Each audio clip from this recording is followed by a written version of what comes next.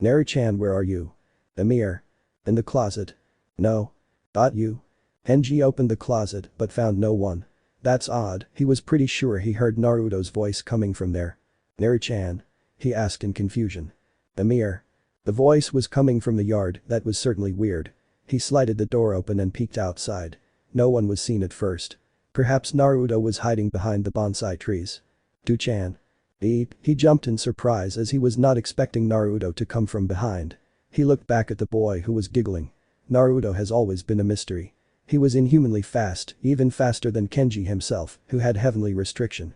But the boy had no lack of cursed energy, as he often radiated immense amounts of it unintentionally. Suddenly, his 3-year-old boy stopped giggling and frowned. Ignoring the adorable expression on the toddler's face, he looked in the direction his son was looking at. The cursed spirit, perhaps a 4th-grade threat. So his son could see them? Well, no surprise there. It would be odd for a 6 eyes user not to be able to see a curse. He sighed. It's time to give him the talk. He was lucky that Hanako lost a rock-paper-scissors game. Now she would have to give Naruto the talk when he hits puberty, and Kenji has to give Naruto the talk when he first sees a cursed spirit. Neri-chan. He looked at his toddler who was still looking at the monkey-like creature with fascination. The curse was kinda cute though. Anyways, back to business, see that thing over there? That is what we call a curse. A curse? Yes, a curse. You see one, stay away from them, go away. Got it? Why? Because they are bad and they hurt humans. But it won't hurt anybody. Hurting humans is what curses do. They have no feelings, they just do whatever they like. That is not true, Dadabayo. What? I know it somehow. It is just sad. It is lonely. It just looks like that, it isn't sad or anything. Maybe it's just trying to lure you out. It's a trap. No, it isn't. How can you be so sure? I can see everything. That's not an explanation, kid. It is. Naruto nodded. Every creature has a light around their body. Yours and mom's light is green when you're with me. But sometimes, when you guys are alone at night, it becomes brown for a few minutes. I get your point. You don't need to elaborate on it. Hey, so that little guy over there has a yellow light around it, it's sad. Why would it be sad? Because it's lonely. So you can feel emotions. I don't have words to describe it. Can you tell me why I can? In time, kid, in time. When? When you are older. You mean when I can light up pink-brown like you and mom? Hey, kid. Yeah? Don't tell your mom about that brown thing. Why? Because it is embarrassing. What's embarrassing? A feminine voice was heard and both males looked back. While Naruto was secretly smirking, Kenji's face was draining color. Hey, Oka-chan. I have a brown thing to tell you. He wasn't the most infamous prank king of Konoha for nothing. Can someone wake him up? I want to sit on the couch. And why is he smiling like that? It's creepy, right? No, it's cute. I think he is having a good dream. Should we wake him up? Won't he make a fuss about it? It's not a good thing to wake kids up. It's rude. Shut up, Miwa. He is cute and will look cuter when he is pissed off. What about the cursed spirits? That's true. Hey, Nobara, don't. What the hell, Dadabayo? You dare to wake our baby up? Die. Oh shit. A few moments later. Naruto yawned before looking at the group of teenage girls who were bruised and looking at him with a calculative look. Stop staring at me like that, would ya?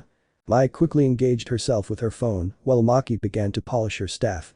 Meanwhile, Nobara was whistling and Momo was cleaning her broomstick with a napkin. Miwa smiled sheepishly. Naruto sighed. Where is everyone? Yuji asked as he unwrapped a candy before throwing it in his mouth. Salmon. Toji agreed as he stood beside the stairs. They should be here any moment now, informed Panda. I am glad you are okay, Kamo-san. Fushiguro said to the boy sitting next to him. I am also glad that you are not injured too much, said boy remarked. Why are you guys so formal with each other? Momo asked with a frown. We are always like this. Both boys said in unison. Whatever, Maki sneered. I just want to win. Naruto looked at Panda, who was sitting next to him. Is she always like this? He asked. She isn't around Yuta, Cuckoo. Oh, but why is she always in a sore mood? Because we have something she doesn't. Panda replied with a wink. Huh? You have it? I do. Fushiguro has it too. He does? Yep. Even Itadori over there has it. Do you have it? Let's not answer that. Oh okay. But what is it? Do a little brainstorming, kid. Naruto frowned before pulling down his blindfold. Everyone at this point knew about his eyes. It was meaningless to hide any longer. He gazed at the green-haired girl. Something we have, but she doesn't, then it clicked. Of course, I get it. What? Maki frowned. Oh, nothing. Naruto said before he smirked. What's up with that look on your face? Nothing, Emo Ni-chan. What did you call me? Nobody noticed that Panda was giggling like a pervert. We are here. Gojo yelled as he entered the room with Yutahime, Gakugenji and Yaga. So, we have decided that the second day's exam is going to be decided from this box. He said as he lifted a small cardboard box. What's that? Yuji said as he stepped forward. Don't just look at it, pick up a piece of paper from it. Gojo said. Oh okay. Yuji said before putting his hand in the box and pulling out a piece of paper after a few moments. Read it. Gakugenji said with curiosity. Yuji unfolded the paper and read aloud, baseball. Baseball? Principal Yaga and Gakugenji exclaimed in unison. I am sure we did not put any baseball there. Yaga said. Gojo, care to tell what happened? He looked at the spot where Satoru was, but did not find the man. Gojo. Naruto took the box away and randomly took a paper out. Baseball. Another baseball. And another baseball. He giggled, that sneaky old man.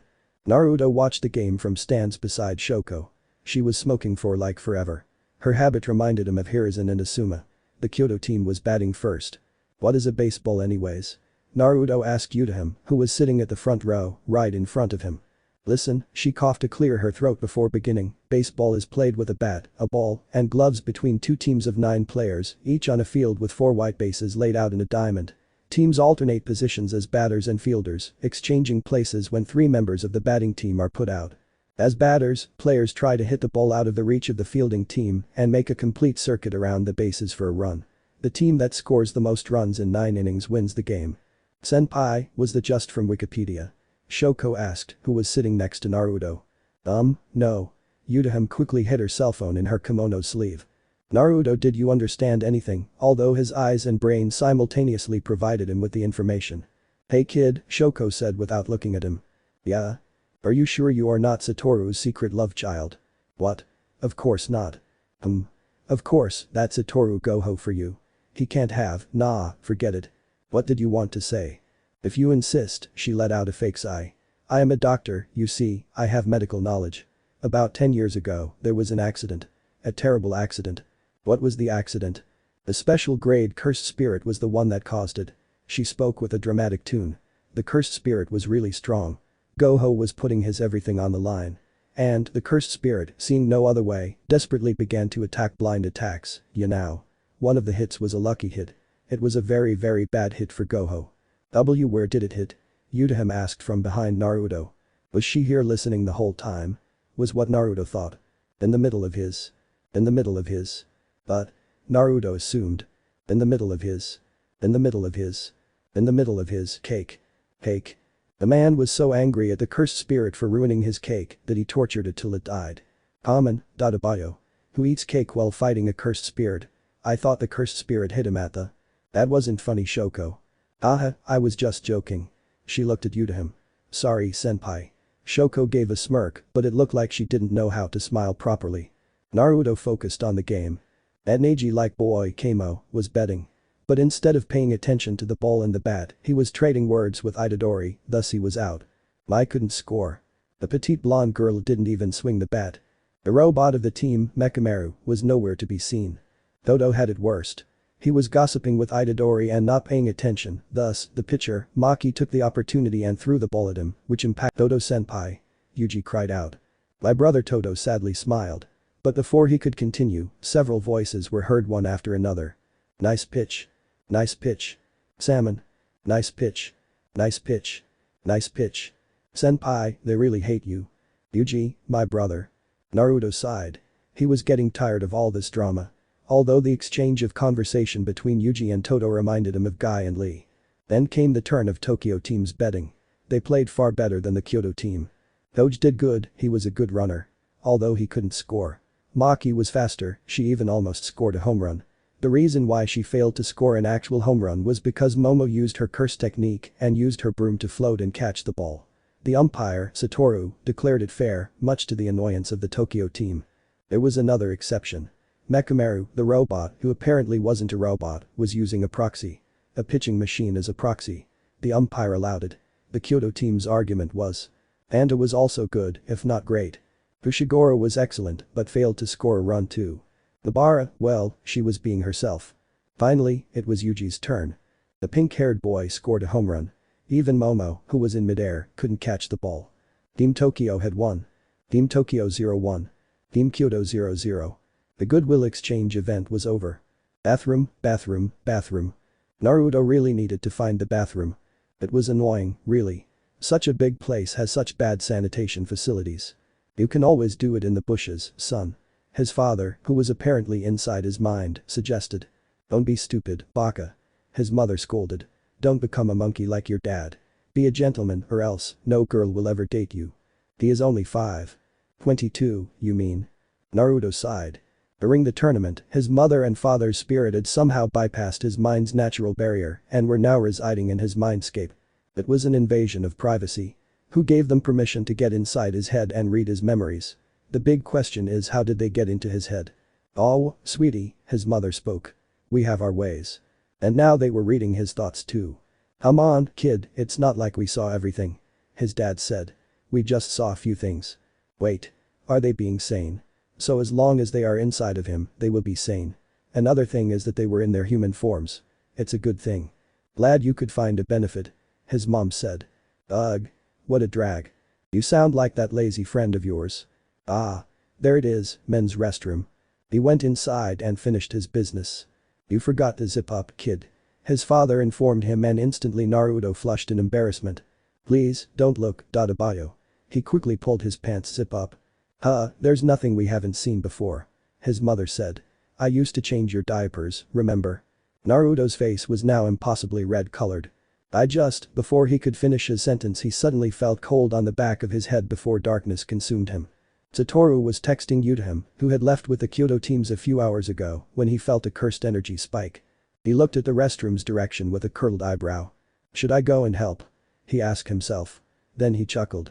Nah, he'll be fine. Then he paused for a moment. I think. Ido slowly lifted the boy. The boy was not a normal person. A special grade threat to be exact. So, he wasted no time wrapping talismans and seals on his hands and legs. He then put the kid in the sack. One might wonder, how did he get inside of the school and how would he go out of this school? The old man knew a lot about this place and gave him a map of the place. It was a very hard job, really. He had little pool of cursed energy, so he could avoid getting detected inside the barrier of Master Tenjin with little effort. He was certainly not enjoying kidnapping a child and bringing him to people who would most likely kill him. But he really needed money. And they were providing more than enough of it. A part of him did feel guilty, but he had mouths to feed. Ido was a tall man with tan skin and dirty blonde hair. He had a small scar on his exposed chest. Suddenly he felt a movement on his shoulders. The sack began to shake violently before it fell on the ground. Ido tried to grab it, but immediately, it was torn apart from inside and an orangish-white figure emerged. The figure, Tanada-kun, chuckled in a mocking tune. He looked at Kaido. You dare try to kidnap my baby? Ido was confused. Your baby. Then it clicked him. Cursed spirit mother and father. You're so dead now. The boy disappeared from the spot and Kaido quickly braced himself for an attack. He received a punch on his gut, he felt little pain as it was just a child's body. Ido fell on his knees. No, it can't be. Ah. The boy stood in front of him. Was that a black flash? Nah. It was simply my boy's natural strength. Ido quickly stood up and pulled out a dagger from his pocket and engulfed it with his cursed energy. You know, the boy said as he walked towards Kaido. I don't want my son to get hurt. I also don't want to have blood on his hands. So why don't you just walk away and tell those old men that they should not send anyone else after our baby and we will forget everything about this. Sounds good. Ido had never once failed a mission. He had kidnapped people from the most impossible situations. He worked for the Kamo clan mostly and he was quite famous there. A failed mission in his resume doesn't sound very good. Besides, he was a master in stealth missions. He was going to abduct this kid at any cost. Don't expect anyone to come here to save you, Kaido took an offensive stance as he spoke. My curse technique allows me to isolate an area of 70 square meters from anyone. Thus, no one can know what happens inside that particular place. I have already used my curse technique on this place. He smirked. You're going down. But grief.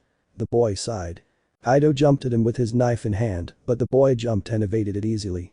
He then received a kick straight at his jaw. No. He can't lose. It's time to get serious. Blood manipulation. Wheel blades. The said blades, that looked like shurikens, were launched at the boy at a blinding speed, and Kaido smirked a bit. Maybe he will.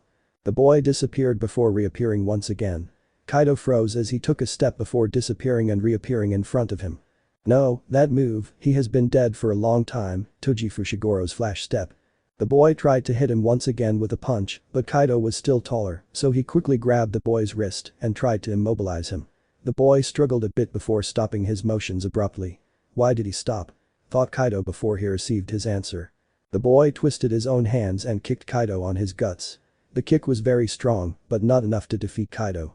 He stood up and used cursed energy to enhance his physical capabilities. Wow, the boy said as he looked at Kaido. No wonder Naru-chan was so smart. These eyes are pretty amazing. Kaido understood what the boy was talking about.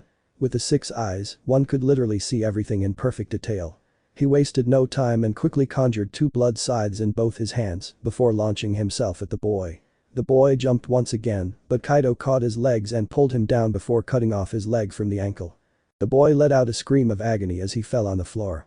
Blood was coming out at an alarming rate. The boy looked at the detached leg before raising both his hands. Not so cool now, huh? Kaido smirked as he brought out a syringe filled with paralyzing drug. He was just about to give the boy the shot when he spoke. Time to say goodbye. Hehe, and not so easily. What? If I do this, he struggled as he made a sign with his 9 fingers. This whole place would be destroyed along with Japan itself. My baby doesn't even know he can do it. Kaido was not fast enough to stop the boy from doing whatever he was doing. 4th, Kentucky. But someone else was. That's enough. Kaido looked at the person with awe who was currently holding the boy's hands. The man was none other than Satoru Gojo. The man looked at him with a smile. Now, Kaido Kamo, 2nd grade sorcerer, what should I do with you? Kaido gulped. Shoko was very tired. The intruder that Gojo had wounded was a bit hard to heal as he was constantly muttering stuff about severing Satoru Gojo. Gojo doesn't ever hold back. She was in her cabin scrolling through Facebook when someone loudly banged on her door. She wanted some rest, damn it. Shoko. Tino-chan has cut off his leg. It was a pure accident. Now, I need you to fix it. Sighing heavily, she stood up and went to open the door. This is gonna be a long night. My children, the old man said. Repeat after me. We, Jujutsu sorcerers, vow that. We, Jujutsu sorcerers, vow that. We will fight until the very end of our breath for the protection, preservation and salvation of humanity. We will fight until the very end of our breath for the protection, preservation and salvation of humanity. We will always keep our work, ideals and goals isolated from the commoners and non-sorcerers. We will always keep our work, ideals and goals isolated from the commoners and non-sorcerers. We will pass our knowledge to the next generation and ideals. We will pass our knowledge to the next generation and ideals. We will never kill an innocent. We will never kill an innocent. Until the day comes when we must break the vows, we shall not move away from our sacred path. Until the day comes when we must break the vows, we shall not move away from our sacred path. Destruction is inevitable for the evil sorcerer who kills innocents for his petty reasons and who kills the parents of the child of prophecy. He would later die under the imitator's blade. Destruction is inevitable for the evil sorcerer who kills innocents for his petty reasons and who kills the parents of the child of prophecy. He would later die under the imitator's blade. We hereby declare that we will protect and support the child of prophecy if we ever see him. We hereby declare that we will protect and support the child of prophecy if we ever see him. May we remain firm on our oath. May we remain firm on our oath. Before opening his eyes, he first let himself feel his entire body and looked for pain. No pain, good. Although there was a cold sensation on his feet. Assuming the worst, he moved his leg, but to his surprise, he could feel it. He let out a breath he was holding. Thank God, Dadabayo. Kid, are you alright? Satoru from beside him. He was sitting next to the bed on a chair. You gave us quite a scare there. Old man? He asked weakly. The one and only Satoru Gojo. Satoru said dramatically. What happened? I was in the bathroom, then everything was blank. What happened? We were attacked. By whom? Some old people wanted you dead. Why, oh, it makes sense. I get it. So what happened to the people that attacked me? It was just one man, pretty weak in any opinion. Honestly, I am disappointed to see you get knocked out by a weakling like him. Yeah. But did you save me? I saved you, sort of. What do you mean? Your idiotic father took over your body and almost got you killed. What? Yeah. You lost your bottom leg. Huh? But it's there. I can feel it. You bet. How? Remember that doctor lady? Yeah, the cake butt lady. What about her? She has some special healing skills. How did she heal me? Well, the woman in question emerged as she opened the door and stepped inside. She was smoking in a clinic. Wait, this is a clinic. You simply use your cursed energy. Yeah, I can understand that much. Naruto said. But the question is how? You go fu then hioi, she said as she waved her hand lazily. That honestly makes no sense. Gojo was about to criticize when Naruto spoke. Oh, that's it. Wait. Satoru almost shouted. Do you actually understand how the reversed curse technique works just like that? Yeah, it's nothing difficult, Dadabayo. But it took me years to master it, argued Satoru. You must be slow in the head. I don't believe it. Satoru shook his head. Like I care. Prove it. Naruto was unable to complete his sentence as Satoru took a surgical scissor from Shoko's medical tray and lightly stabbed on Naruto's left arm. Ow. What was that for? I am not healing that. Shoko said lazily. Now heal it. Satoru said with a confident smirk. Naruto looked at the adult in the room before fixing his gaze on the wound. Blood was slowly coming out from the small hole, wound. I could give it a try. Naruto sighed before he pushed negative energy into that spot with precision. Then, as soon as the spot was filled with negative energy, he once again pushed negative energy into that wound. Then he merged both the energies and he noticed that the color of the new energy was red. Both Shoko and Satoru watched in awe as the blood that was coming out from the wound was slowly being absorbed into the wound. Within 10 seconds, all the blood was gone and slowly, the wound began to close itself. Within 20 seconds, the wound was gone completely. What the hell, was all Satoru could say. He knew Tanada-kun was talented. But this was a completely unparalleled demonstration of that. He was just messing around. Learning reversed curse technique in a minute by just hearing Shoko's vague and bizarre explanation is unexplainable. He was just messing around by stabbing him. He had Shoko beside him anyway. But this was astonishing. There, all done. He looked at Satoru, who was looking at him like he had sprouted a second head. What? Kid, Satoru said. That was amazing. Wow. Did you just praise me? What you did was just not something everyone can do. Only a handful of people can do it. I know, I am awesome, right? Then he sniffed into the air. Hey, what's that smell? Is something burning? Both uncle and nephew looked at the source and saw Shoko, whose jaw was hanging, and the smell was, well, her cigarette had fallen from her mouth and was now burning the bed. Hey. Cake butt lady. This kid, Shoko choked her own spit. Managed to learn the reversed curse technique in 10 seconds. Satoru laughed awkwardly as he scratched the back of his head. A few minutes later, Shoko left, leaving Satoru and Naruto. Say, old man, Naruto said all of a sudden. Satoru titled his head. Why can't you simply exercise them? They're stupid, mom and dad. Yeah. They are bound to you, a Six Eyes user who has nearly limitless cursed energy. They are not strong, but they are not normal curses. Then how did that Oda guy free his friend? That's Yuta. He freed Rika from his curse by transferring her cursed energy into a katana, which he then used to stab her spirit. This allowed him to unravel the knots of cursed energy that bound her to him and release her soul. You couldn't exorcise her. Why? I could not simply exorcise Rika because she was not a normal cursed spirit, but a manifestation of Yuta's own cursed energy. Didn't I tell you that explained that a powerful curse like Rika could not be broken with one simple exorcism and that Yuta had to undo the curse himself? A moment of silence. Old man. What? Teach me how to use cursed energy properly. Will you? Satoru grinned. Time for the world to see the first ever grand grade Jujutsu sorcerer.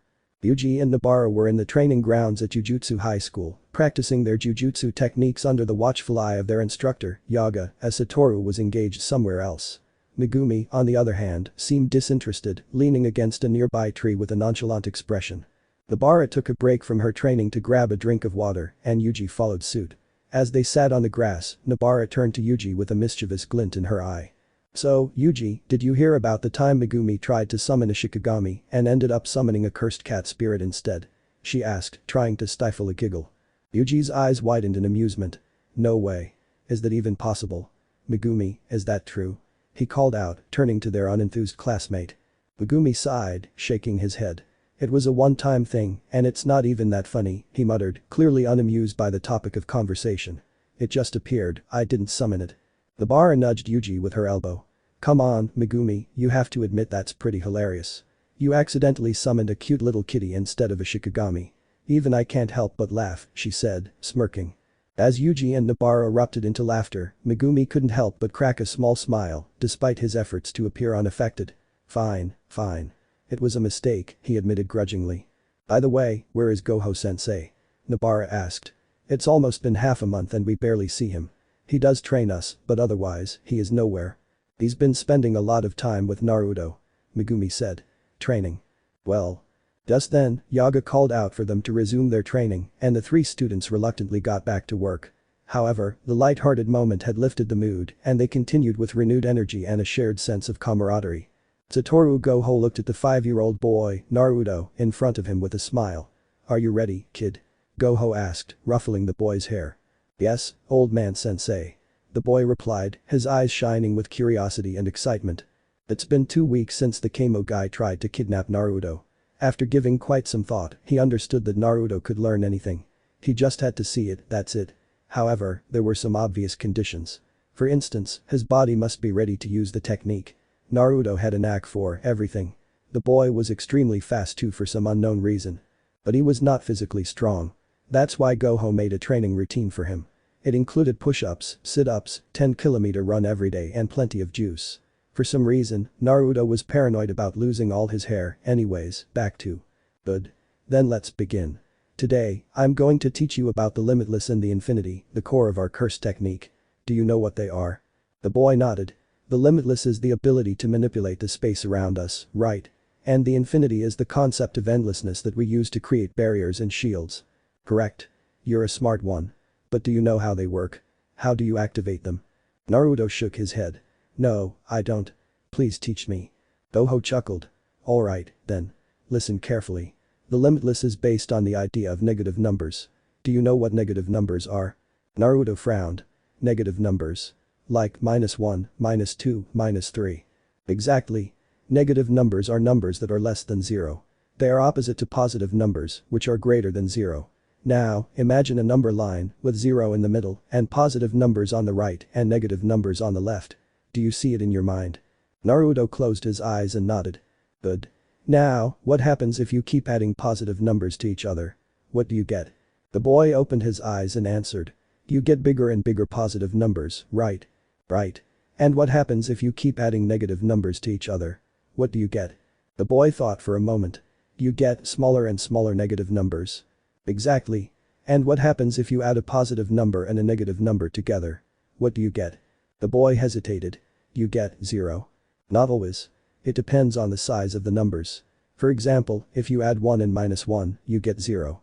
But if you add 2 and -1, you get 1. And if you add 1 and -2, you get -1. Do you understand? The boy nodded slowly. Good. Now, here's the trick. The Limitless allows us to manipulate the space around us by using negative numbers. We can create negative space, which is space that is less than 0. Negative space is invisible, intangible, and impossible to measure. It is the opposite of normal space, which is positive space. Do you follow me so far? The boy nodded again. Good. Now, the Infinity is the concept of endlessness that we use to create barriers and shields. It is based on the idea of dividing by 0. Do you know what dividing by 0 means? The boy shook his head. No, I don't. What does it mean? Gojo smiled. It means that you are trying to split something into 0 parts. For example, if you have a cake and you want to divide it by 2, you get 2 pieces of cake. If you want to divide it by 4, you get 4 pieces of cake. And so on.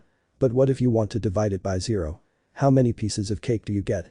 The boy looked puzzled. I don't know. None. No, that's not the answer. The answer is that you can't divide by 0. It's impossible. It's undefined. It's infinite. Do you see why? The boy shook his head. Think about it. If you divide by 0, you are trying to make something that has no size, no shape, no existence. You are trying to make nothing. But nothing is not something. Nothing is nothing. You can't make anything out of something. It's a paradox. It's a contradiction. It's an anomaly. Do you get it? The boy nodded slowly. Good. Now, the Infinity allows us to create barriers and shields by using the concept of dividing by 0. We can create infinite space, which is space that is endless, boundless, and immeasurable. Infinite space is invisible, intangible, and impossible to breach. It is the ultimate defense, the ultimate protection. Do you follow me so far? The boy nodded again. Good. Now, let me show you the first technique of the Limitless, called the reverse red. It is a technique that reverses the sign of the space around you and turns it from positive to negative or from negative to positive. It is a technique that changes the nature of things and makes them opposite to what they are. It is a versatile technique but also a tricky one. You have to be precise and accurate or you might end up changing something you don't want to change. Most people think that you can use it to push things away. But that's not true. Do you understand? The boy nodded. Good. Now, watch me. I'm going to use the reverse red on this rock. See this rock? It is a solid object made of positive space. It has a shape, a size, a weight, a color, a texture. It is a normal rock.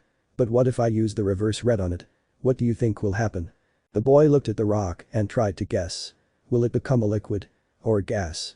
Or a light? Or a sound? Gojo shook his head. No, no, no, and no.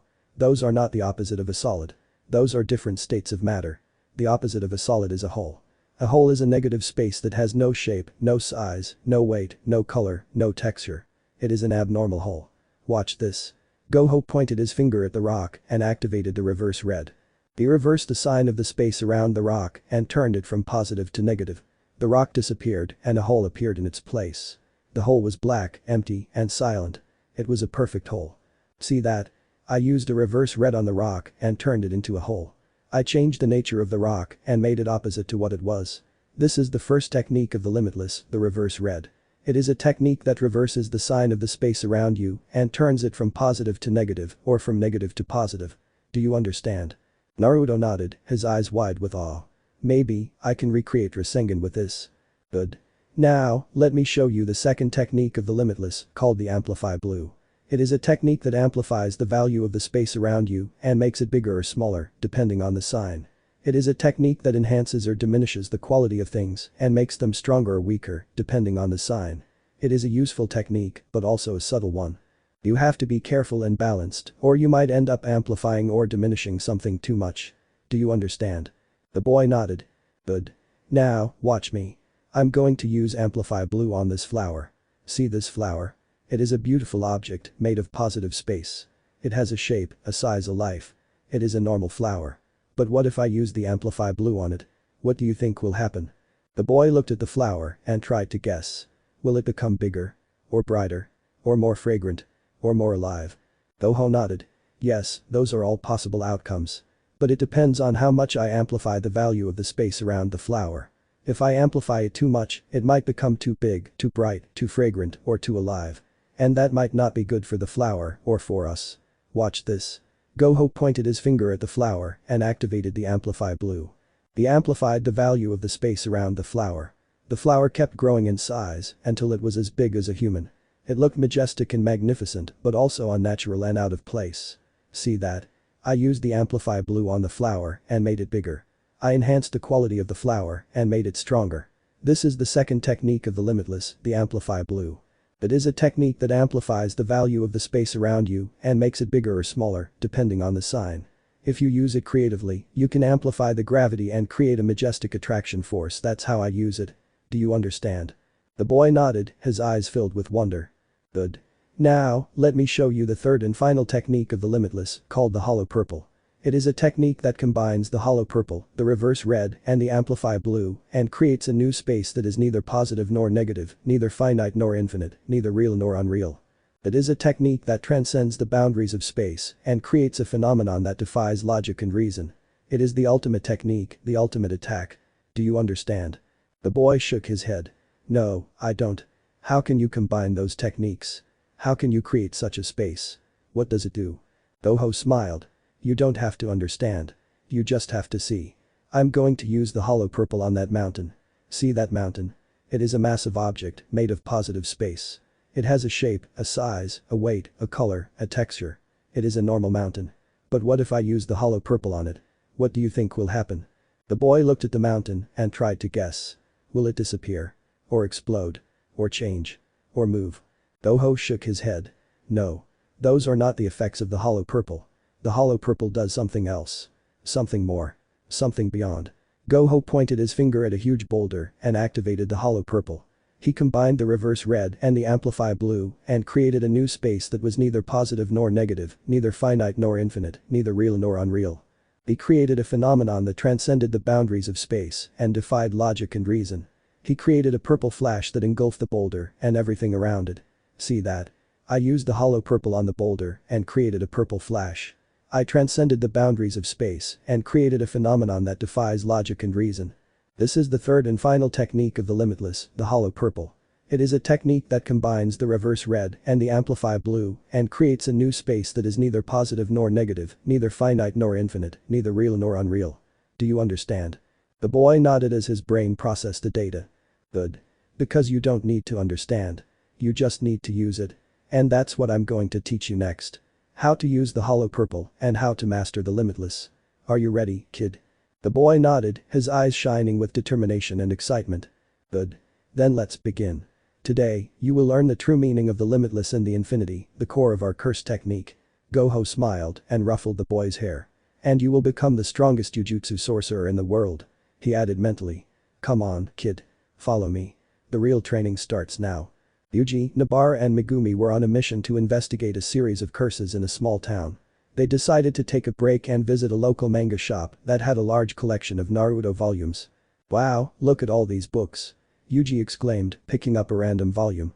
I've always wanted to read Naruto, but I never had the chance. You've never read Naruto? Nobara asked, raising an eyebrow. How can you call yourself a shonen fan? I know, it's a classic. But I was too busy training and fighting curses, you know. Yuji defended himself. Well, you're missing out. Naruto is one of the best manga ever. It has everything. Action, comedy, drama, romance, friendship, ninjas, Nobara gushed. Ninjas? Megumi repeated, looking bored. That sounds lame. What? How can you say that? Ninjas are awesome. Yuji argued. No, they're not. They're just people who wear masks and throw kunai. They're nothing compared to sorcerers. Megumi said. That's not true. Ninjas have amazing abilities like chakra, jutsu and summoning. They can do things that sorcerers can't. Yuji countered. Like what? Megumi challenged. Like, Yuji racked his brain, trying to remember what he had seen in the anime. Like, Rasengan. Rasengan? Megumi asked. Yeah, Rasengan. It's a powerful technique that Naruto's dad invented. It's a ball of spinning chakra that can blast through anything. Yuji explained. Sounds like a simple blast of cursed energy to me. Megumi shrugged. No, it's not. It's way cooler. Here, let me show you. Yuji said, holding his hand out. He concentrated his cursed energy and tried to shape it into a ball. He then started to spin it rapidly, making a buzzing sound. What are you doing? Nobara asked, watching him curiously. I'm doing Rasengan. See? Yuji said, proudly showing his hand.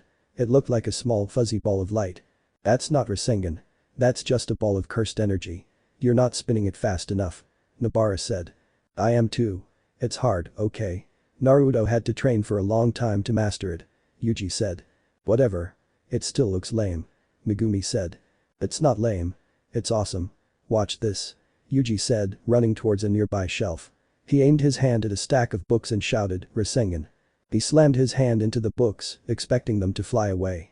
Instead, he felt a sharp pain in his palm and heard a loud thud. He looked at his hand and saw that it was bleeding. He had pierced his skin with the sharp edges of the books. Ow.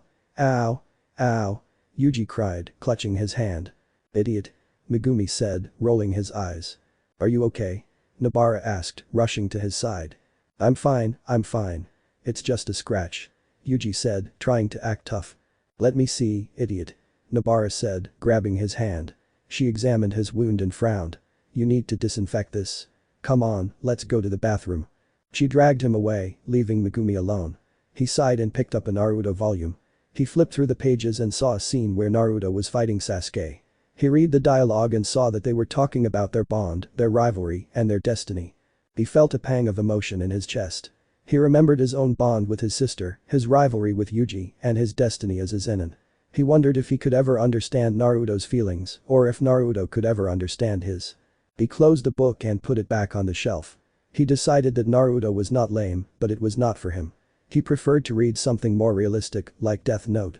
He walked to the other section of the shop and looked for a copy of Death Note. He found one and opened it. He saw a scene where Light was writing names in the notebook. He read the dialogue and saw that he was talking about his justice, his intelligence, and his godhood. He felt a surge of admiration in his mind. He respected Light's logic, his strategy, and his ambition. He wondered if he could ever be like Light or if Light could ever be like him. He smiled and kept reading. He decided that Death Note was not realistic, but it was for him. He liked to read something more challenging, like Death Note. But something in Naruto manga reminded him of Toneri Gojo. Adebayo. Ramen, nicknames. In the dimly lit chamber of shadows, 4 figures loomed, their auras pulsating with dark intent. Kinjaku, also known as Jito, the mastermind behind the sinister scheme, stood at the forefront, his piercing gaze holding the attention of his fellow cursed spirits Jogo, Nanami, and Mahito.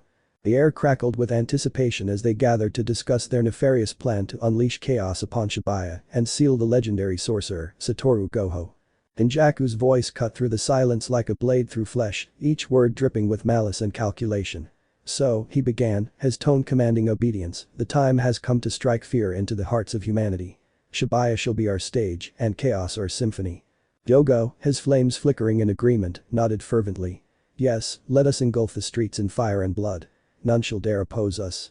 Nanami, the embodiment of nature's fury, spoke next, vines twisting around their form in eager anticipation.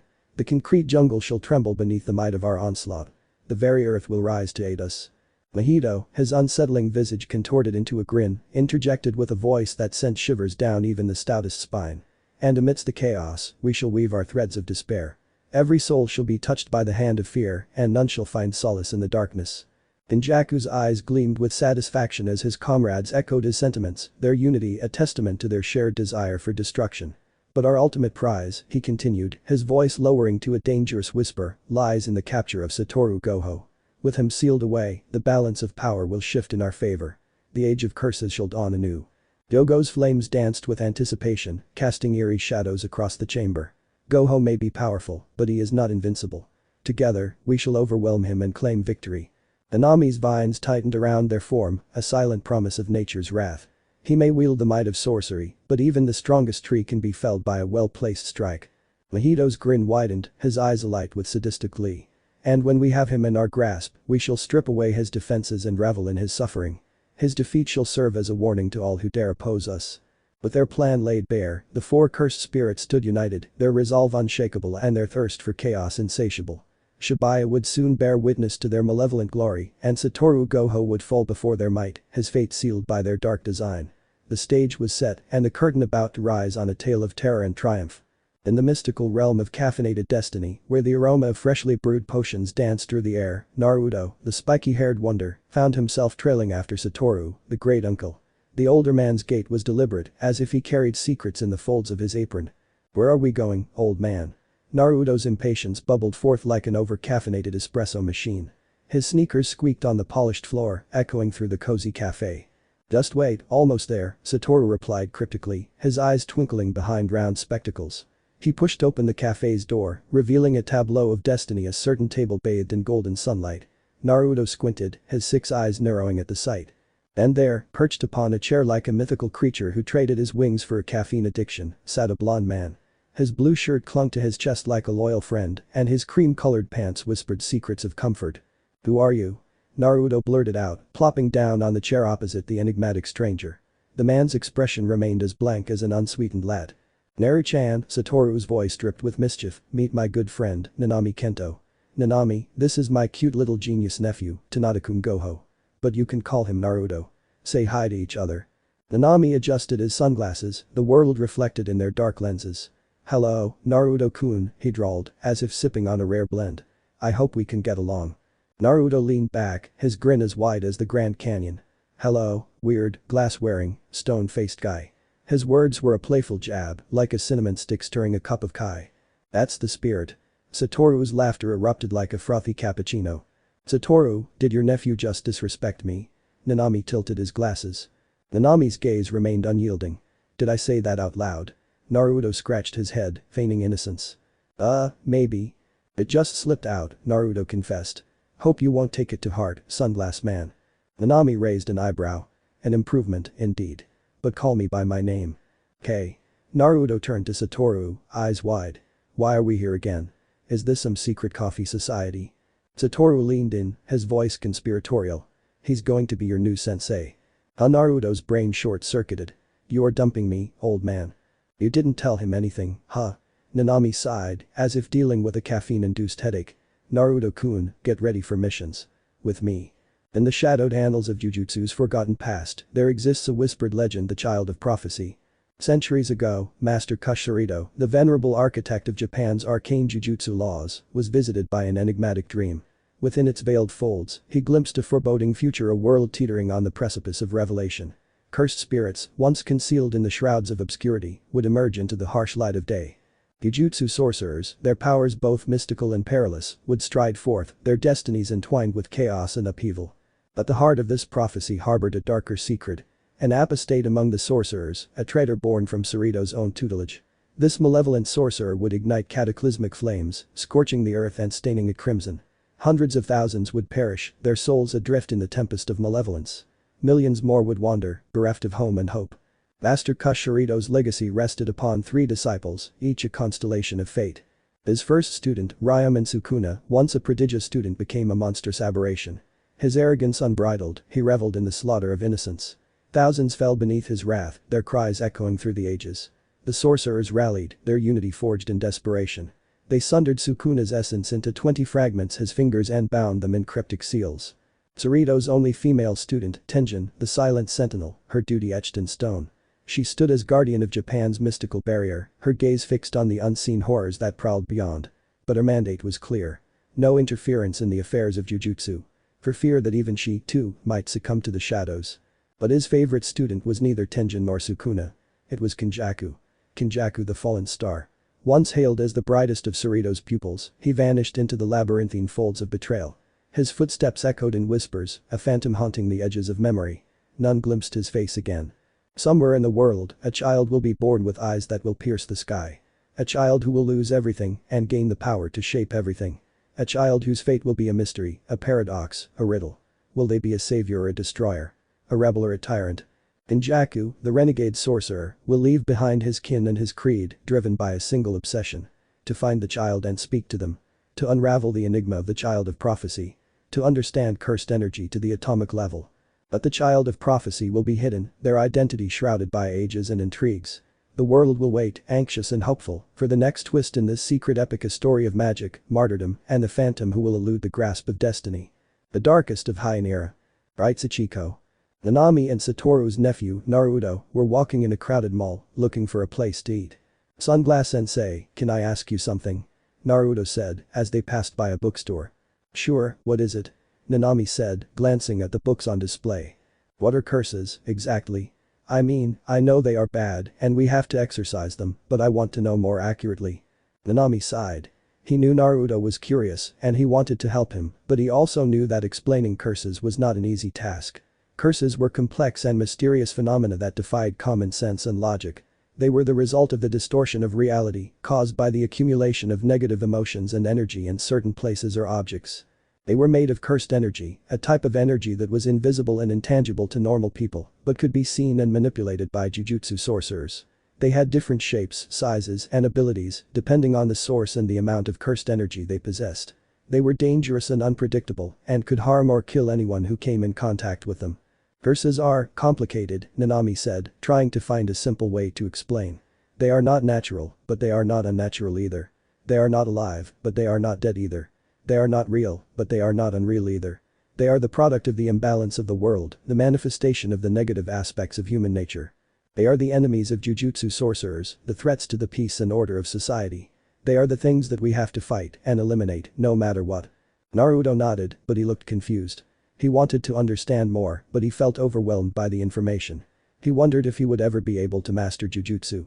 Sunglass-sensei, how do you fight curses? How do you exorcise them? Naruto asked as they entered a food court. Nanami looked around and spotted a table near a window. He gestured for Naruto to follow him and they sat down. He took out his wallet and handed Naruto some money. Let's go and buy us some food. I'll explain while we eat, Nanami said. Naruto took the money and ran to the nearest stall. He ordered 2 burgers and 2 drinks and returned to the table. He gave Nanami his food and sat down. He opened his burger and took a bite. He waited for Nanami to speak. Nanami opened his burger and took a bite. He swallowed and cleared his throat. To fight curses, you need to use cursed energy, Nanami said. Cursed energy is the energy that jujutsu sorcerers use to perform jujutsu, the art of manipulating reality. Cursed energy is similar to curses, but it is different. Curses are the result of the excess of cursed energy, while cursed energy is the result of the control of cursed energy. Curses are the problem, while cursed energy is the solution. Do you understand? Naruto nodded, but he looked doubtful. He wondered if he was following Nanami's words or if he was just nodding to be polite. Cursed energy is the energy that flows in your body and in the world. It is the energy that connects you to the world and the world to you. It is the energy that you can use to change the world and the world can use to change you. It is the energy that you can see with your eyes and feel with your skin. It is the energy that you can shape with your mind and release with your hands. It is the energy that you can use to create jujutsu techniques, the tools that you use to fight curses. Do you understand? Naruto nodded, but he looked puzzled. He wondered if he was seeing and feeling cursed energy or if he was just imagining it. Jujutsu techniques are the expressions of cursed energy, the forms that cursed energy takes. They are the weapons that you use to attack curses and the shields that you use to defend yourself from curses. They are the skills that you learn to master jujutsu and the abilities that you develop to improve jujutsu. They are the methods that you use to exorcise curses and the ways that you use to exorcise cursed energy. Do you understand? Naruto nodded, but he looked curious. He wondered if he had any jujutsu techniques or if he was just using brute force. There are many types of jujutsu techniques depending on the source, the nature, and the purpose of cursed energy. There are innate techniques, which are the techniques that you are born with and that are unique to you. There are inherited techniques, which are the techniques that you inherit from your family and that are shared by your bloodline. There are learned techniques, which are the techniques that you learn from others and that are common to many. There are simple techniques, which are the techniques that are easy to use and that are basic to jujutsu. There are complex techniques, which are the techniques that are hard to use and that are advanced to jujutsu. There are offensive techniques, which are the techniques that are used to damage curses and that are aggressive to jujutsu. There are defensive techniques, which are the techniques that are used to protect yourself from curses and that are passive to jujutsu. There are supportive techniques, which are the techniques that are used to assist yourself or others in jujutsu and that are auxiliary to jujutsu. Do you understand? Naruto nodded, but he looked amazed. He wondered if he could learn all those types of techniques. The most important thing to remember about jujutsu techniques is that they are not fixed, but flexible. They are not static, but dynamic. They are not rigid, but adaptable. They are not absolute, but relative. They are not the same, but different. They are not the end, but the means. They are not the goal, but the process. They are not the answer, but the question. Do you understand? Naruto nodded, but he looked confused. He wondered if he was understanding anything or if he was just confused by everything. Nanami smiled and finished his burger. He wiped his mouth with a napkin and drank his drink. He looked at Naruto and saw the confusion and curiosity in his eyes. He knew he had given him a lot of information and he knew he had not explained everything. He knew he had only scratched the surface of jujutsu and he knew he had more to teach him. He knew he had a long way to go and he knew he had a lot of work to do. But he also knew he had a good student and he knew he had a bright future. He knew he had a potential and he knew he had a hope. Sunglass Man, I have more questions, Naruto said, raising his hand. Nanami nodded and smiled. Of course you do, kid. And I have more answers. But not now. Now, we have to go. We have some work to do. We have to exorcise some curses. Naruto nodded and smiled. Okay, let's go. Let's exorcise some curses. Do we really have to?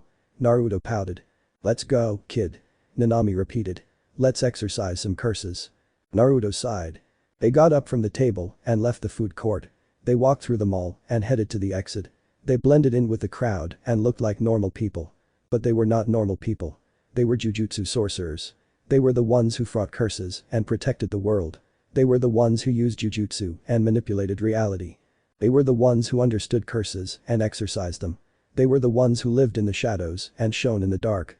They were the ones who were complicated and simple. They were the ones who were limitless and infinite. They were the ones who were Jujutsu Kaisen. In the dimly lit alleyways of Tokyo, the air was thick with a malevolent aura of curses. Mahito, with his twisted grin, roamed with a singular purpose. To collect humans for his nefarious plans. Unbeknownst to him, Kento Nanami, a stoic and determined jujutsu sorcerer, was on his trail, exercising low-grade curses with methodical precision. Nanami was not alone a few moments ago as Tanada-kun Gojo or Naruto was with him. The boy was tired and Nanami decided to put him in a nearby daycare to rest, much to the boy's annoyance. He himself was tired but had more than enough energy to deal with some low-grade cursed spirits. The boy had insisted that he could talk some sense into those cursed spirits and befriend them. Nanami was annoyed. Upon hearing some muffled noise, he looked into the alley from which the sound had come. Mahito and Nanami, their paths converged unexpectedly. Nanami, his eyes sharp behind his glasses, spotted Mahito. He was playing with his victims. The cursed spirit's presence was like a stain on the world, a distortion that Nanami was all too eager to cleanse. Mahito turned, his curiosity piqued by the sorcerer's confident stance. "Ah, the ratio jujutsu sorcerer comes to play," Mahito taunted, his voice echoing off the walls. "Shall we finish what we had started?" Nanami didn't rise to the bait. He was tired from exercising curses all day long. He didn't have much strength left. "I was here to exercise low-level curses. Didn't think that I'll be seeing any lower than that, you, Mahito. Your existence is a threat to the natural order," he declared, his cursed energy beginning to flow like a silent river. "I shall exercise you, here." "Really?" Mahito licked his hand, which turned into a blade. "Let's curse each other, then." Nanami, a man of discipline and precision, stood tall. His eyes were sharp, focused, and full of determination.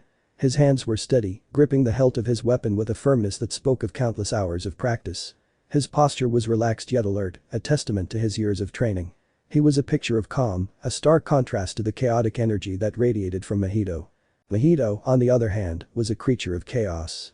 His wild hair framed a face that was twisted into a crazed grin. His eyes gleamed with malice, his fingers twitching with anticipation. He was unpredictable, a fact that Nanami was well aware of.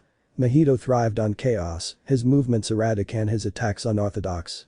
The silence was deafening as they circled each other, each waiting for the other to make the first move. The tension was palpable, a tangible force that seemed to electrify the air around them. It was a standoff, a moment of calm before the storm. With a sudden burst of movement, Mahito lunged forward. His attack was as erratic as his personality, a flurry of strikes aimed at Nanami. But Nanami was ready. He parried the attack with a swift, precise movement, his years of training evident in his fluid motions. The fight was a dance, a deadly ballet of strikes and parries. It was a clash of styles, Nanami's precision against Mahito's unpredictability. Each move was met with a counter-move, each attack with a defense. The alley echoed with the sounds of their battle, the clash of metal against metal, the grunt of exertion, the hiss of pain. Despite Mahito's chaotic energy, Nanami held his ground. His movements were calculated, his attacks precise. He was a rock amidst a storm, unyielding and steadfast. His discipline was his strength, his precision, his weapon. Nanami's attacks were a symphony of precision and power, each strike a testament to his years of rigorous training and unwavering dedication. Yet, Mahito proved to be a formidable adversary, his body morphing into grotesque shapes to evade Nanami's relentless onslaught. "Your efforts are futile, Nanami," Mahito taunted, his voice dripping with scorn. "Humans are nothing more than clay for us to mold." Unfazed by Mahito's derision, Nanami retorted, "It's my sworn duty to protect these clay figures from abominations like you." His blade cut through the air, its path illuminated by the glow of his cursed energy. Nanami's unique technique, the ratio technique, allowed him to create weak points on any object or being, rendering them vulnerable to his attacks. He exploited this to his advantage, targeting the areas on Mahito's body that seemed most unstable during his grotesque transformations. Sensing the tide of the battle shifting against him, Mahito unleashed a surge of cursed energy, conjuring a horde of transfigured humans to swarm Nanami. But Nanami remained undeterred, his blade dancing a deadly ballet, slicing through each monstrous creation that dared to approach him. "You're losing your touch." Mahito sneered, appearing behind Nanami. "Idle transfiguration." Nanami braced himself for the impending attack, his breath hitching in his throat. But the expected blow never came. He felt as if he had teleported with Satoru for a moment. Confusion washed over him, then realization dawned. A new presence had entered the battlefield. A presence that was impossible to ignore. The aura of the one and only grand grade sorcerer in training. Toneri Gojo, also known to the world as Naruto, had arrived. "You have 13 missed calls from Satoru Gojo." New message from Satoru received. "Jujutsuchit. Satoru Gojo is online." "You. What do you want?" Satoru. "Ah, is my junior mad at me?" "You. Get to the point. I do not have as much free time as you." Satoru. "Always so formal. Anyway, I want you to take my nephew on missions." "You. I refuse." Satoru. "He has the 6 eyes. An evolved version." "You. Carry on." Satoru. "His mother and father are dead and are now cursed spirits bound to him." "You. How old is he?" Satoru. 6 next week." "You. It's too reckless." Satoru. "The higher-up sent an assassin to kill him." "You. What?" Satoru. "The boy is a danger to both himself and everyone around him." "You. But he is too young for missions." Satoru. "He has the strength to kill, but is too soft." "You. Well, that's a child you are talking about." Satoru. "No, try to understand, the boy believes that not all cursed spirits are bad. Heck, he even wants to befriend them." "You. What?" Satoru. Take him to some missions, show him the dark side of the cursed spirits. You. I will consider this. However, only low-level missions, no higher than 3rd grade. Satoru. I knew I could count on you, my junior. You. Anyways, how strong is the child? Satoru. Well. He was sleeping in the daycare when he felt a malicious cursed energy spike from somewhere close. He woke up immediately and ran towards the door and went away before any of the caretakers could say anything. He sprinted like his life was depending on it. Within a few seconds, he was there. By the time he reached the place, he was not sad. He was angry. He was furious. For the first time as Tanada-kun Gojo, Naruto felt something very foreign hate. He looked at the grinning form of a stitch-faced person, a cursed spirit, grinning at him. In a dimly lit alley, the cobblestone slick with rain, Naruto, a mere 5-year-old, stood defiantly before the sinister figure of Mahito. His alabaster hair clung to his forehead, raindrops tracing rivulets down his pale cheeks. But appearances were deceiving. This child harbored a power beyond imagination. But he must not express his inner thoughts. Naruto was not wearing his blindfold over his eyes. His keen eyes scanned the area and saw the mutilated corpses of people and a bruised body of his current sensei Nanami Kento. Help me, a half-dead creature, human said in a pleading tone before a pale hand grabbed the head of it and crushed it. 6 eyes, they called it a rare and forbidden ability that transcended the mortal realm. Naruto's eyes glowed with an otherworldly light, each eye a portal to realms unseen. Yet, unlike the shinobi of legend, he lacked the familiar arsenal of chakra and ninjutsu. Instead, he wielded something darker, more primal. Cursed energy. Mahito sneered, his twisted features contorting with malice. What can a child do against me? He taunted, tendrils of cursed energy writhing around his fingers. Naruto's response was a silent one. He didn't need words, his intent crackled in the air. The alley trembled, shadows coalescing into spectral forms. The very fabric of reality quivered as Naruto tapped into the forbidden wellspring within him. Mahito, his features twisted into a sneer of contempt, taunted Naruto. Tell me, what can a mere child do against me? His voice was a hiss of malice that echoed off the damp walls of the alley. Tendrils of cursed energy writhed around his fingers like serpents ready to strike. Naruto's response was not verbal but palpable. He didn't need words, his intent crackled in the air, a silent promise of the storm to come. The alley trembled, shadows coalescing into spectral forms. The very fabric of reality quivered as Naruto tapped into the forbidden wellspring within him, a power so ancient and vast, it made the earth beneath them pulse in rhythm. Mahito lunged, his cursed energy lashing out like serpents. But Naruto sidestepped effortlessly, his movements fluid and precise. He didn't dodge, he flowed. Each step resonated with ancient power, and the alley itself seemed to pulse in rhythm. Their clash was cataclysmic. Mahito's attacks met empty air, while Naruto's retaliation was swift and unyielding. Cursed energy surged, tearing through the veil between worlds. Reality buckled, and the things around them turned to ash. Mahito sneered, his voice a hiss of malice. Foolish child, do you think your tricks can beat me? I am beyond your mortal comprehension. And why? Mahito spat, desperation etching lines on his face. And why fight for a mere human? I feel like you aren't even one. Naruto's eyes blazed. Because Nanami Kento deserves better, everyone does. He replied, his voice echoing with centuries of determination. Because even a child can defy fate. Mahito laughed, and then he turned into a rhinoceros and ran towards the boy. And so they continued, a 5-year-old boy and a cursed spirit. The alley bore witness to their clash, its walls scarred by energies beyond comprehension. Naruto's white hair danced in the tempest, and his 6 eyes blazed like dying stars. You don't understand the fun of seeing these pathetic so-called humans suffer, child. Mahito yelled. The battle continued. Naruto summoned a sphere of spiraling energy formed in his palm, its bright blue light illuminating the alley. You're wrong. It's you who doesn't understand, Naruto declared, launching the attack. Cursed technique. Blue Rasengan. Mahito wasn't quick enough to dodge it, the energy ball hit him in his chest, sending him a few meters away. The cursed spirit gave himself no leisure to moan in pain as he produced a blade with his hands and jumped at Naruto.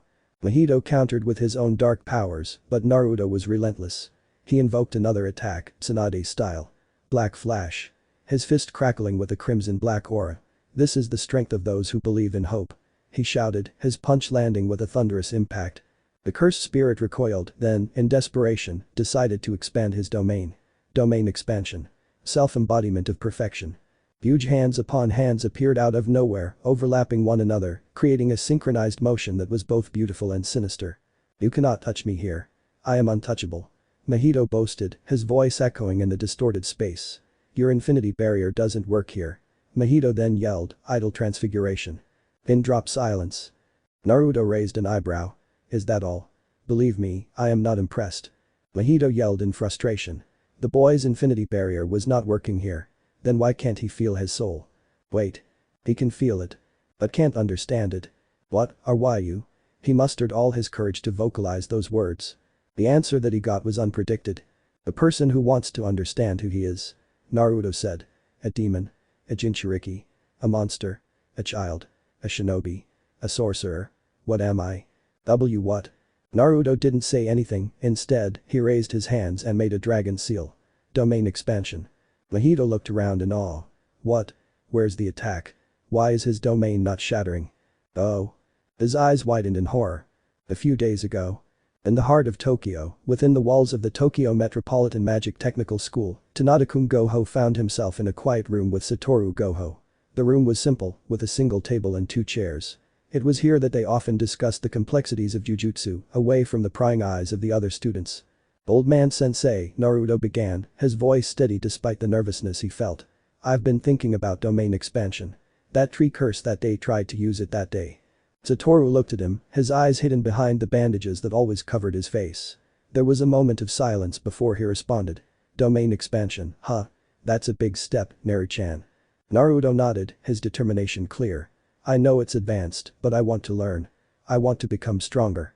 Satoru studied him for a moment before leaning back in his chair. Alright, he said finally. Let's talk about domain expansion. And so, they delved into the intricacies of domain expansion, Satoru explaining the concept with a clarity that only he could provide. He spoke of the immense concentration required, the understanding of one's own cursed energy, and the dangers of incomplete expansion. Naruto listened, absorbing every word. He asked questions, sought clarifications, and took mental notes. It was a lot to take in, but he was determined to understand. Satoru leaned forward, his hands clasped together on the table. Domain expansion, he began, is the pinnacle of jujutsu techniques. It's not something that can be learned overnight. He paused, ensuring Naruto was following along. To use domain expansion, you need to have a deep understanding of your own cursed energy. It's about creating a space where your curse technique is guaranteed to hit. It's like creating your own world, your own domain. Satoru picked up a piece of chalk and began to draw on the blackboard. He sketched a circle, representing the domain, and a stick figure, representing the jujutsu sorcerer. When you use domain expansion, you're essentially enveloping your opponent in your domain. Inside this space, your attacks are unavoidable. He drew a series of lines from the stick figure to the edge of the circle, representing the attacks. However, creating a domain requires a huge amount of cursed energy. It's not something you can use lightly. And if your domain is incomplete, it can be invaded or even taken over by a stronger opponent. Satoru put down the chalk and turned back to Naruto. The key to domain expansion is control. You need to be able to control your cursed energy to the point where you can shape it into a domain. And you need to be able to maintain that control even in the heat of battle. He leaned back in his chair, his explanation complete. It's a difficult technique, Naru-chan. But I believe you have the potential to master it. Hey, old man, Naruto said. Mom's innate technique was to show people their deepest desire, right? And you said it's also my innate technique. Yep. Both his mother and uncle spoke in unison. One sitting inside his mind while the other one sitting in front of him. What if I use reversal red on it after amplifying it with blue? Naruto asked with a finger on his chin. Satoru grinned, dream becomes a violet nightmare. Tsukuyomi. And with that, Mahito's domain crumbled. As well as Mahito. Naruto's eyes, violet with the power of the 6 eyes, locked onto Mahito's form. With a swift motion, he activated domain, casting both himself and Mahito into an ethereal world created from the darkest corners of the mind. Here, seconds stretched into days, and reality was at the mercy of Naruto's will. Surprise. Naruto said, but Mahito couldn't see him anywhere. This is an incomplete technique. Although, in here, I am in control. Believe it. From Mahito's perspective, being trapped inside Naruto's Tsukuyomi was an utterly disorienting and harrowing experience. As a master of soul manipulation himself, Mahito was accustomed to being in control, but within this world, all control was stripped away. Imagine Mahito suddenly finding himself in a world that defies the laws of physics and reason. The landscape around him shifts constantly. Now he's in a vast desert, now a dense forest, now floating in an endless void. Time warps and bends, seconds stretch into hours, and hours shrink into moments. He witnessed his own body twisting and morphing into grotesque forms, feeling every sensation as if it were real, yet unable to stop or even understand it. In Tsukuyomi, Naruto doesn't just attack the body, he attacks the very essence of the soul. For Mahito, it looked like living through a nightmare from which there is no awakening, a series of events that challenge his identity and existence. It's a place where Naruto's will is absolute and Mahito is nothing but a pawn in a twisted game of the mind. Mahito, a being of cursed energy, found himself in a human body, vulnerable and confused. Naruto, with a mere glance, transfigured Mahito's form, twisting it into shapes and beings far from its original essence. Each transformation was more harrowing than the last, a grotesque parade of Mahito's potential forms. And just as Mahito began to comprehend his new shape, Naruto would rewind the illusion, subjecting him to torment all over again. Days passed in the span of heartbeats, each cycle stripping away layers of Mahito's confidence and sanity. The cursed spirit shock turned to horror as he realized the depth of Naruto's domain. It was a relentless assault on his very being, a punishment that transcended physical pain and delved into the core of his cursed core. The psychological impact is immense. Mahito, who thrives on the fear and pain of others, is now the one experiencing fear and confusion. He's bombarded with images and scenarios designed to break his spirit, each one more intense than the last. It's a relentless assault on his psyche, leaving him to question what is real and what is illusion. As the domain finally shattered, Mahito was left gasping on the battlefield, his mind a tangle of fear and disbelief. Naruto stood over him, his eyes still glowing with the power of his domain. The cursed spirit had been broken, not by brute force, but by the sheer psychological dominance of Naruto's Tsukuyomi.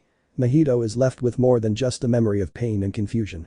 He is left with doubt, with the unsettling notion that his abilities, his very identity, might be built on a foundation less solid than he had ever imagined. Naruto's voice was soft but firm. I've shown you the power of the human spirit, something you'll never understand. Monster. Mahito yelled as liquids were coming down his eyes. He crawled backwards. Naruto's eyes narrowed, a silent vow to conclude the chaos that had unfurled. This charade has gone on long enough, he murmured, a surge of determination stealing his voice. Let's put an end to it. With a swift motion, chakra coalesced in his palm, a mesmerizing dance of cursed energy that spiraled into a sphere of ominous purple, adorned with ethereal rings. Mahito, the special grade cursed spirit, gazed upon the spectacle, his usual smirk long replaced by a horrified look. Hollow style. Purple Rasengan, Naruto announced, the name of the technique echoing like a harbinger of doom. Propelled by an unseen force, the Rasengan hurtled towards Mahito, a blur of violet fury. It struck with the ferocity of a tempest, ravaging the space where it landed and tearing through the fabric of Mahito's existence. The impact sent him reeling into the alley's wall, his soul's integrity compromised by the technique's voracious appetite. How can you obliterate a fragment of my soul? Mahito gasped, his voice a mix of pain and incredulity. Soul? Naruto's voice was a whisper, yet it carried the weight of untold secrets. The entities you've toyed with, they are nothing but replicas of what you believe them to be. What? Naruto reveals a profound truth to Mahito. The forms you believed you were manipulating, Naruto says with a calm yet piercing gaze, were not souls. They were mere shadows, echoes of what you perceived as the soul. Mahito, still reeling from the relentless domain, tries to process this revelation. In his arrogance, he had thought himself the ultimate manipulator of life's essence, but Naruto's words cut deeper than any physical wound. Your power, Naruto continues, is limited to the surface, to the transient. You touch something beautiful, but it's not the soul. You do not understand its depths, its resilience. The cursed spirit's mind races, his own cursed technique called into question. Has his understanding been so superficial? Naruto's domain was not just a trap but a lesson, a demonstration of the true nature of power and perception. Those are just cores, continued the boy. The core of cursed energy. You are so confused that you can't differentiate between soul and a curse energy core. Obviously it is not your fault as no one can understand the soul. Naruto smiled, his very form looking like a professor of wisdom talking with an ignorant child. You are a cursed spirit. A spirit just a manifestation of emotion. And you have no soul. Mahito's eyes widened and he muttered some incoherent words before he could say anything else. In a sudden twist, Nanami emerged, his presence as silent as the growing flora he commands. With a flourish of his hand, the alleyway transforms into a labyrinth of verdant life. Vines creep and flowers bloom with unnatural speed, a living barrier between Naruto and his quarry. Naruto, momentarily taken aback by this unexpected intervention, finds his attention ensnared by the botanical mirage. Nanami seizes the opportunity, his limbs extending with the fluid grace of branches in the wind, ensnaring Mahito and retreating with the swiftness of a startled deer. The two figures vanish into the greenery, leaving Naruto alone with the rustling whispers of leaves, a fleeting reminder of the cursed spirit's solidarity and the ever-present unpredictability of their world. Naruto walked towards Nanami. Sunglass Sensei, are you okay? Nanami's gaze settled on the youth before him, and in the quiet of his mind, a single thought resonated. Strong was a gross understatement. Words unspoken, he acknowledged the raw, almost otherworldly power that emanated from the boy, a force so potent it bordered on the demonic. With a silent nod of respect, Nanami conceded internally, to wield strength comparable to 12 fingers of Sukuna, truly remarkable. Nanami Kento would live another day, thanks to a child who defied the rules of existence. Naruto, the boy with 6 eyes, stood still in the alley, a beacon of hope in a world teetering on the edge of chaos. Yes, I am fine. Let's go.